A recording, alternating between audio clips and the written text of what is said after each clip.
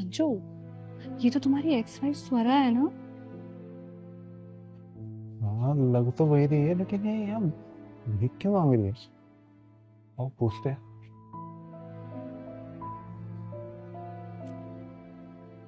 सौरभ, तुम यहाँ और भीख मांग रही हो? संजू तुम तुम्हें मेरे हालात अच्छे से पता थे।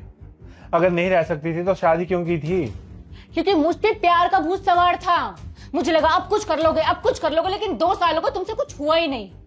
अरे कर तो रहा हूँ, मैंने कितने अलग अलग काम ट्राई किए हैं, लेकिन किसी में सक्सेस नहीं मिल रही। क्या करूँ यार मैं? तो मैं क्या करूं? मुझे तो एक अच्छी लाइफ चाहिए ना। तुम्हें एक अच्छी लाइफ दे सकूं इसलिए मैं इतने हाथ पैर मार रहा हूँ।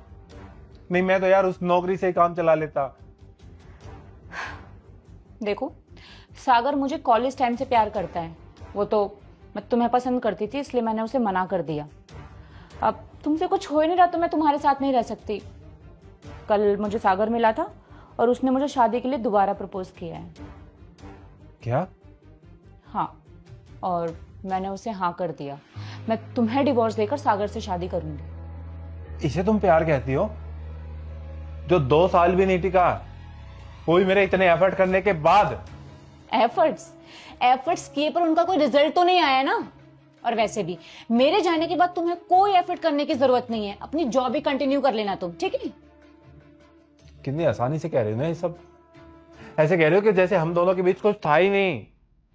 देखो, मैं ये सब और नहीं झेल सकती हूँ। मैं जा रही हूँ। डिवोर्स पेपर भिजवा दूंगी, साइन कर देना। और ज्यादा टाइम मत लगाना। वो क्या है ना, मुझे शादी भी करनी है।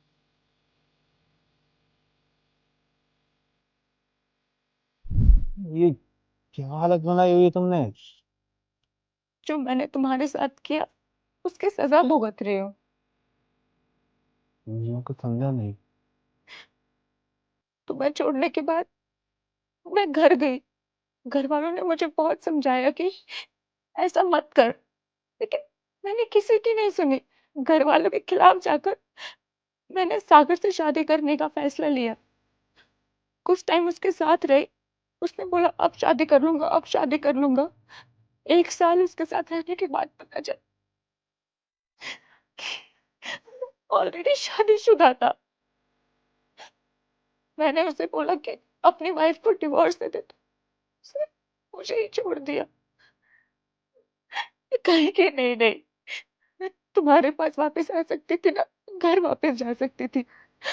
मैं बहुत मुश्किल से खुद को संभाला और एक कंपनी में जॉब करने गई।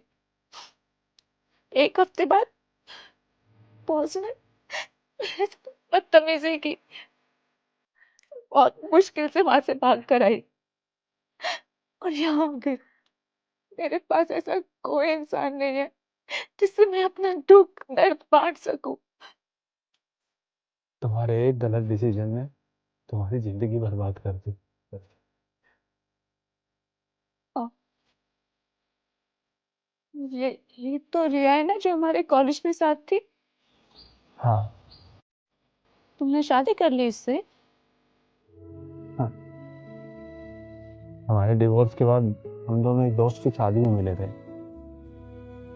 इसने तुम्हारे बारे में पूछा तो मैंने बताया कि अब अलग हो चुके हैं। तो इसने बताया कि ये भी मुझे कॉलेज में पसंद कर दी थी, लेकिन तुम्हारे प्रपोज करने के बाद इसने मुझे कभी बताया ही नहीं। और मेरी शादी हो जाने के बाद इसने भी किसी से शादी नहीं की।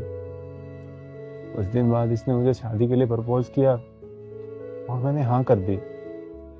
और रिया से शादी करने के बाद मानो जैसे मेरी जिंदगी बदल गई हो। जो काम किया उसमें सक्सेस मिली। इसने मुझे समझा, मेरे प्यार को समझा। इसने मुझसे प्यार किया बिना किसी कंडीशन के। अच्छा है कि तुम अपनी लाइफ में खुश हो, और हो सके तो मुझे माफ कर देना।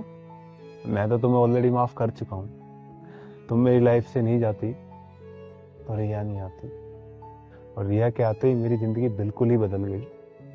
और अब मुझे पता चला कि लोग कहते हैं ना, जो होता है अच्छे के लिए होता है। तो जो भी हमारे साथ हुआ था वो अच्छे के लिए हुआ था। लेकिन सबके लिए नहीं। कोई नहीं, चले रिया। संजू, तुम्हें नहीं लगता कि हमें इसकी कुछ मदद करनी चाहिए? क्या मदद कर सकते हैं हम?